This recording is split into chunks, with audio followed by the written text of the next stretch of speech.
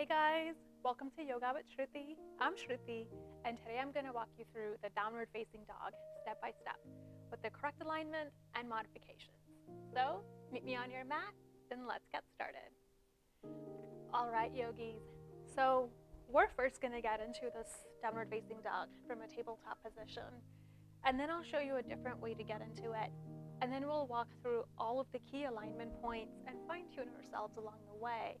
And then at the end, I'll show you a few modifications or props that you can use to kind of help yourself into the downward dog position and eventually get deeper into the pose.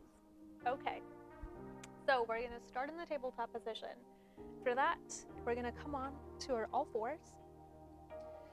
We're gonna find length in our spine, so make sure your back isn't rounded or you're not, crunching down. We're gonna find length. Our back is straight and neutral, and our joints are stacked. So our shoulders are stacked over our wrists, and your hips are stacked over the knees. We're gonna press into the floor as if you're pushing the ground away from you with your palms. And so you can spread out your fingers so that you have more surface area to cover. And if it helps to find out how your alignment should be, so our shoulders, when we get into this position, will be externally rotated. So our shoulders are rotated down and back, and our forearms are internally rotated. So you can kind of make sure that your index fingers are aligned. Finding my alignment here. Okay, spreading out your fingers. Checking ourselves one more time. Hips over knees, shoulders over wrists. Tuck your toes and push yourself up into the downward dog position. So really pushing that tailbone up, pushing that hips up. And finding yourself in the down dog position. All right, so now that you know what downward facing dog looks like, I'm gonna walk you through how to find your correct alignment and what a good downward dog should actually feel like in your body. Now, when we do a lot of these poses, really, I want you to keep in mind that it just isn't about how it looks. That's why when everybody does these postures, all of our bodies are different and it may look different for everybody. So never ever push yourself or strain yourself into a posture to make it look a certain way. Just take notes of how it feels in your body. Take note of, are your hamstrings tight? Are your calves tight? Are your shoulders not as strong?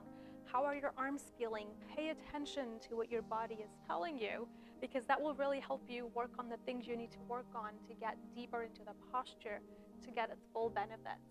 So yoga, remember, is about how it feels and not about how it looks, okay? All right, you guys, so for our alignment portion, we're gonna actually start in the plank position. So find yourself in a plank position.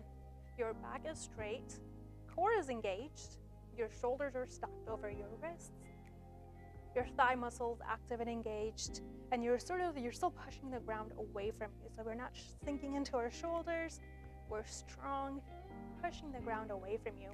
And what this is gonna do is it's gonna help us find the correct distance between where your hands are and where your feet are. So from this plank position, we're gonna, again, like we did from the tabletop position, push yourselves back into the downward facing dog.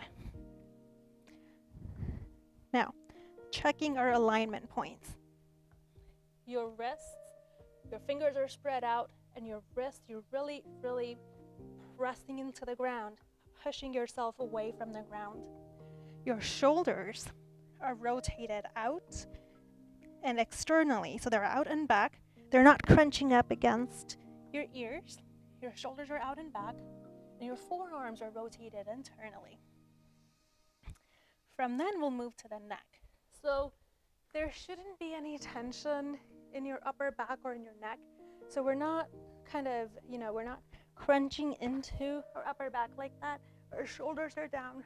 rotate it down, rotate it externally, and your neck should just follow the natural curve of your spine. So we're not pushing your neck one way or the other, just let it fall wherever the natural curve of your spine falls, right? So, because your neck is a part of your spine. All right, so getting back into the posture. If it helps, you can gaze in between your feet or in between your calves. Your back is straight, so it is really, really important in this posture to find length in your back. So more than anything else in this posture, even more than, pushing your heels down and having everything straight, finding length in your back and having a straight back is really important. So that's what we're going to focus on.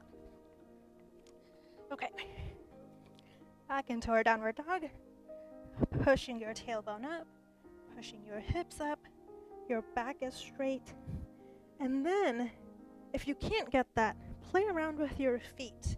Okay, so experiment and play around with different positions, bend your knees, try and straighten out your heels and bring your heels to the ground if you can. So that's gonna look something like this. Okay, bend your knees and really, really bring your tailbone up towards the sky. And again, take note of how that feels in your body. Maybe try and bring one foot down at a time. And if you can't, that's completely okay. You can stay here. Your back is straight, and that is completely okay. Eventually, once you get that flexibility, you'll be able to have your back straight, your tailbone still pointing towards the sky, and eventually bring your heels down to the ground.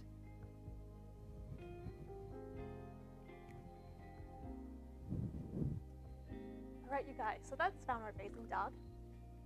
If you're having difficulty sort of reaching that full range, keeping your hands and feet as wide apart as they need to be from that plank position, you can use blocks.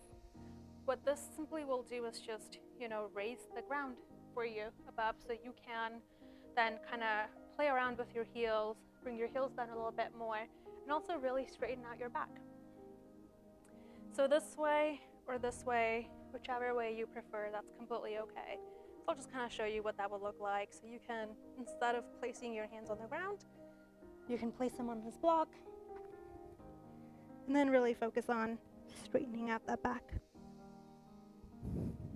I think, as I've mentioned in a few of my other videos as well, if you don't have yoga blocks, really trying to promote where you don't need a lot of the props. You don't need to spend a lot of money to do yoga. Just look for household items. You can find books, you can find cardboard boxes if you have them. Just make sure it's something firm and can, support your weight.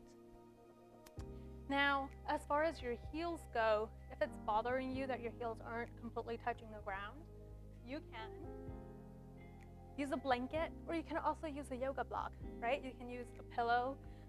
Again, find any household item, and that will just simply raise the floor for you and bring the floor to your heels. If you can't get your heels to the floor, bring the floor to your heels, right? All right, so back into the downward facing dog.